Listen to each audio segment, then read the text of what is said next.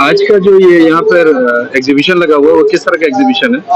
ये आम महोत्सव है और ये इंटैक और गोरखपुर यूनिवर्सिटी, उद्यान विभाग और महायोगी गुरु गोरक्षनाथ के सौजन्य से हम लोग यहाँ लगा रहे हैं। ये हमारा दूसरा इवेंट है। हम लोगों ने पिछले साल किया था हुई पार्क में और इस बार हम लोगों ने यहाँ पे किया। कितनी प्रजातियां का यहाँ पर डिस्प्ले हो रहा है?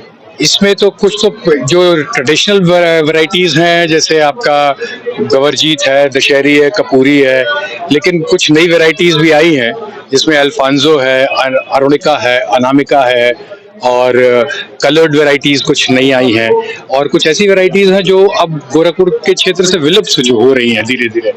एक मालदा है जो बहुत बड़ा आम है, उसके पेड़ भी अब खत्म हो रहे हैं। तो इंटैक का एक ध्येय ये भी है कि पुरानी चीजों को प्रिजर्व किया जाए, कैसे उसको आगे बढ़ाया जाए। हमारा एक उद्देश्य ये भी है इस मैंगो महोत्सव का। तो मालदा की जहाँ तक बात किया जिसको कपूरी यहाँ बोला जाता है? नहीं, ये कपूरी बनारस में इसको बनारसी लंगड़ा बोलते हैं, बिहार में इसको मालदा बोलते हैं और गोरखपुर में इसको कपूरी बोलते हैं। ये मालदा जो अभी आप मेरे काउंटर पे देखेंगे लगा हुआ, ये काफी बड़ा आम है। ये करीब 1-1 किलो का होता है, आधे से 1 किलो के बराबर का होता है और अब ये विलुप्त प्रजाति है। अभी शैलेंद्र कुमार जी ने बताया भी कि बहुत कम आम रह गया और ये इसी इलाके में ही पाया भी जाता है।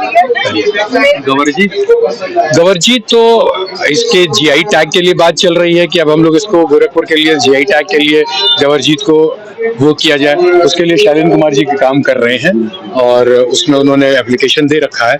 अगर ये गवरजीत यहाँ पे जीआई टैग इसको मिल जाएगा तो इसकी इंपॉर्टेंस वैसी हो जाएगी जैसे गोरखपुर और सिद्धार्थनगर क्षेत्रों को काला नमक के लिए मिल गया है।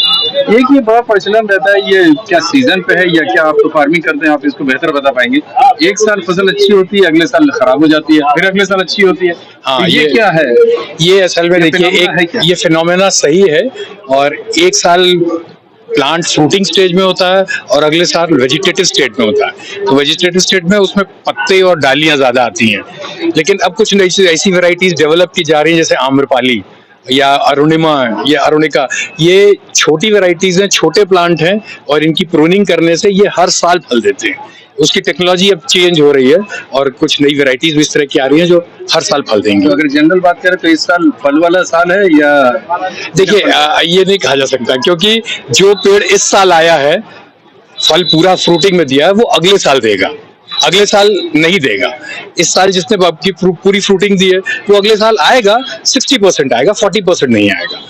ये साइकिल हर प्लांट के साथ है और जरूरी नहीं कि पूरा बाग ही एक तरह का हो। कुछ बाग में प्लांट जो इस साल आए हैं वो अगले साल नहीं आएंगे, जो अगले साल आएंगे वो उसके अगले साल नहीं आएंगे। आपका शुभ? मेरा नाम नीरज अस्थाना है। किस नाम से आप यहाँ प्रायोजक भी हैं? नहीं, हम यहाँ प्रायोजक नहीं, प्रायोजक सर इंटैक है और हमारे को कन्वीनर है। हम लोग इंटैक के मेंबर है। हमारे को कन्वीनर अचिंत लहरी जी हैं। हमारे कन्वीनर साहब कहीं बाहर गए हुए हैं, कंडोई साहब अपने किसी पारिवारिक काम से, और हम प्रायोजक नहीं है, हम बस एक सहयोगी हैं इसमें। चलिए, बहुत बहुत धन्यवाद। आज का जो ये प्रोग्राम हो रहा है, जो भी एग्जीबिशन कम टेक्निकल सेशन है, वो किस तरह का सेशन है और क्या है? नमस्कार, मेरा नाम अचिंत्य लाहिरी है। मैं इंटैक गोरखपुर चैप्टर का को कन्वीनर हूँ। इंटैक एक नेशनल ऑर्गेनाइजेशन है जो अपनी हेरिटेज के कंजर्वेशन और अवेयरनेस के लिए काम करती है। हम अपने विरासत के अवेयरनेस के लिए और जागरूकता के लिए हम काम करते हैं। उसी दिशा में आम जो है ये भी हमारी एक नेचुरल हेरिटेज है। इसको एक नेचुरल विरासत माना जाता है। इसी के संरक्षण के लिए और इसके प्रति जागरूकता के लिए ये आयोजन किया गया है। अभी मुझसे पहले हमारे सदस्य नीरज अस्थाना जी आपको बता रहे थे कि आम की बहुत सारी ऐसी प्रजातियां हैं जो अब प्राय विलुप्त होती जा रही हैं। तो इन प्रजातियों पे काम करने के लिए, इसके अलावा पेड़ों का कैसे अच्छा रखरखाव किया जाए, कैसे ऑर्गेनिक फार्मिंग को प्रमोट किया जाए, फलों की क्वालिटी को कैसे इम्प्रूव किया जाए, फलों को रसायन और स्टेरॉइड से कैसे बचाया जाए जिससे लोगों पे इसका हेल्थ इफेक्ट पे बुरा असर ना जाए, इन सब के लिए इस प्रोग्राम का आयोजन किया गया है। तो जैसा अभी आपने सवाल में ही पूछा कि ये 2 हिस्से में कार्यक्रम है। एक इसका टेक्निकल सेशन है जो इन चीज़ों पे रोशनी डालता है और दूसरा इसका एक मेले का एक उत्सव का अरेंजमेंट है, जिसमें आम की इस क्षेत्र की करीब 40 से ज्यादा प्रजातियों की प्रदर्शनी लगाई गई है। बहुत सी ऐसी उसमें प्रजातियां हैं जिसका तो लोगों ने यहाँ पे नाम भी नहीं सुना होगा। इसके अलावा यहाँ पे आम के व्यंजनों का एक रेसिपी कंपटीशन किया गया है, जो 3 कैटेगरीज में है, जिसमें फूड, बेवरेज, जैम, पिकल और जेली 3 कैटेगरीज में रेसिपी कंपटीशन है। आम की टेस्टिंग हो रही है, आम का सेल हो रहा है। इसके अलावा गोरखपुर विश्वविद्यालय से कुछ स्टूडेंट्स हैं जो स्टार्टअप चलाते हैं, वो यहाँ पे आम के व्यंजन सेल पे रखे हुए हैं। तो एक उत्सव का माहौल क्रिएट किया गया है और साथ ही साथ विरासत के संरक्षण में, आम के प्रजातियों के संरक्षण के लिए ये कार्य किया जा रहा है। इंटैक्ट गौरव, एक वर्ड आ रहा है गौरव, ये क्या है?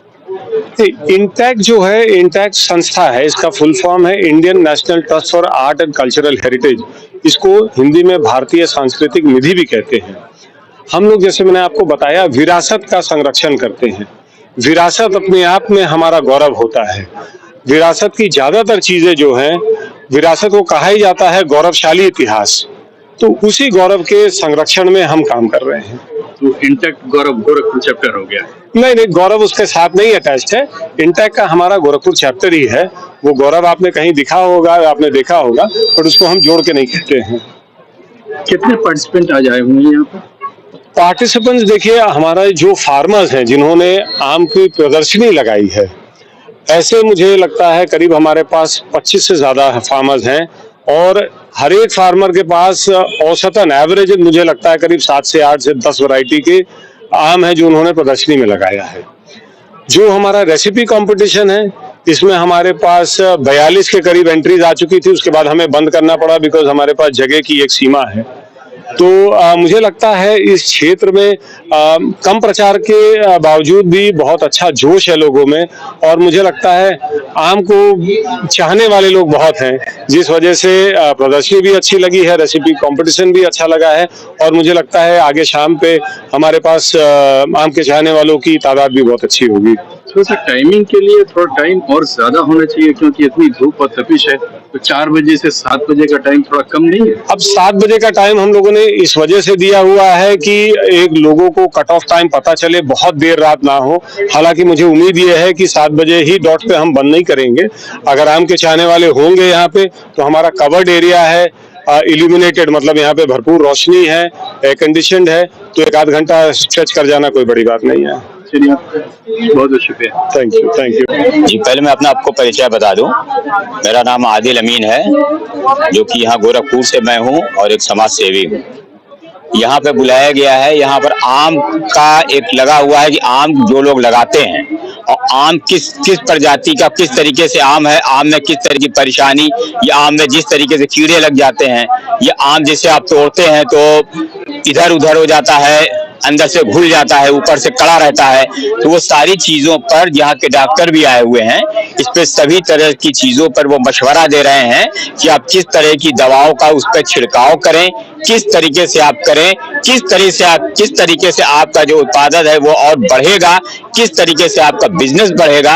और यहाँ पर जो गोरखपुर के कुछ जो संभ्रांत व्यक्ति हैं, उन सबको बुलाया गया है, जो जिस तरीके से जमींदार टाइप के लोग हैं, जो बागीचा करते हैं, जो बागवान पूरा आम का पूरा सारी चीज की खेती करते हैं, पूरा आम का बाग लगाते हैं, उनको स्पेशली तौर से बुलाया गया है और बुला करके उनसे जो है, उनसे भी उनकी भी तकलीफों को सुना जा रहा है और उनको बताया जा रहा है कि आप किस किस तरीके से काम को करें।